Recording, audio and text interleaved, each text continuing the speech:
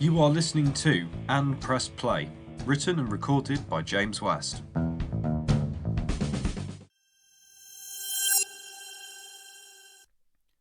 Hello, and welcome back to And Press Play. This week I am reviewing Blue Angel by Marillion, taken from their commercially successful 1985 album Misplaced Childhood. Now, technically speaking, Blue Angel isn't a song in its own right.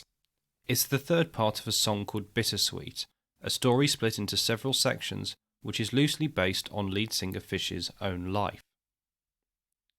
So some of you may be asking, why am I reviewing one part of a song? Well, the short answer is because it's really good. The long answer is because although not appearing as an individual track on Misplaced Childhood, in subsequent years Blue Angel has become a signature tune in its own right. Marillion now add it on the end of live performances of Lavender, one of the hit singles from the album. This is something that has been adopted by both Marillion under Steve Hogarth, notably on their 1996 live album Made Again, which I will touch upon briefly, but also on performances by the Steve Rothery Band. Now, enough of a history lesson, let's discuss the song.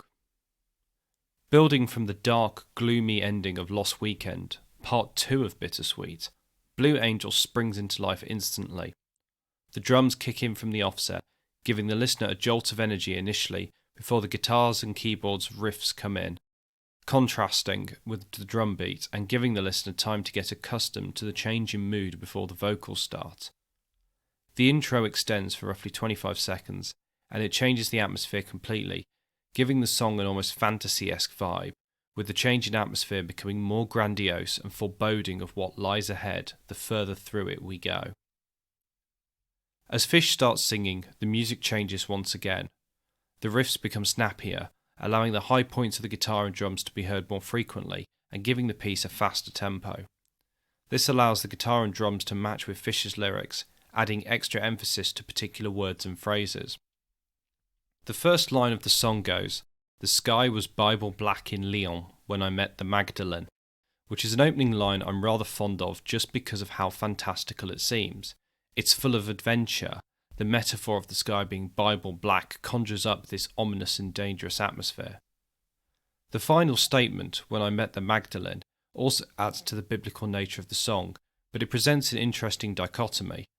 Magdalene is a euphemism for a prostitute, which dates back to the church's historical interpretation of Mary Magdalene and is a phrase that persisted within popular culture at the time. However, the use of Magdalene has this double meaning throughout the piece, of both prostitute but also as a more religious figure, which is explored later on in the verse. The first option is developed further through the lyric, "She was paralysed in a streetlight, she refused to give her name," which conjures up a vivid picture of someone who doesn't mix with society and indeed hides from it. There's also an element of fear mixed in, maybe with getting caught and keeping herself to herself.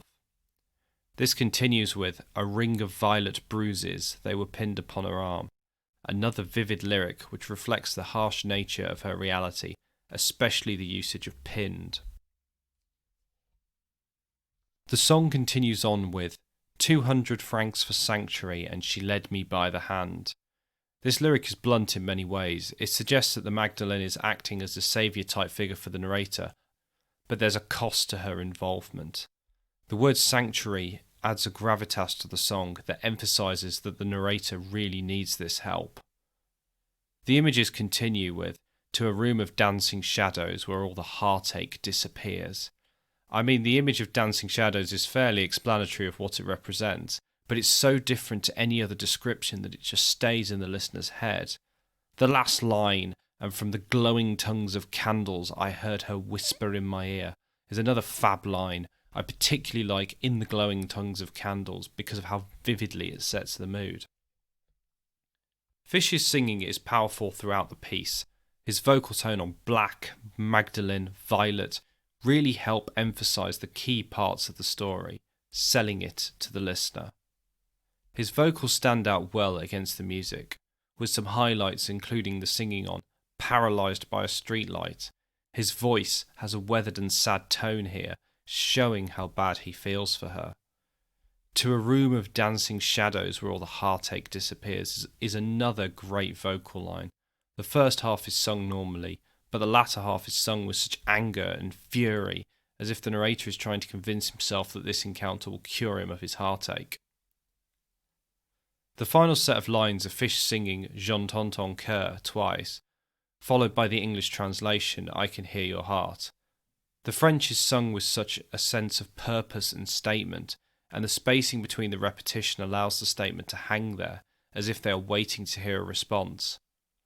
The English translation is sung quite a few times, and vocally each repetition of it is made to sound more frantic and desperate, and contrasts against the guitar and drums, adding an almost pleading nature to the song, as if the narrator is trying to get it reciprocated by the other person.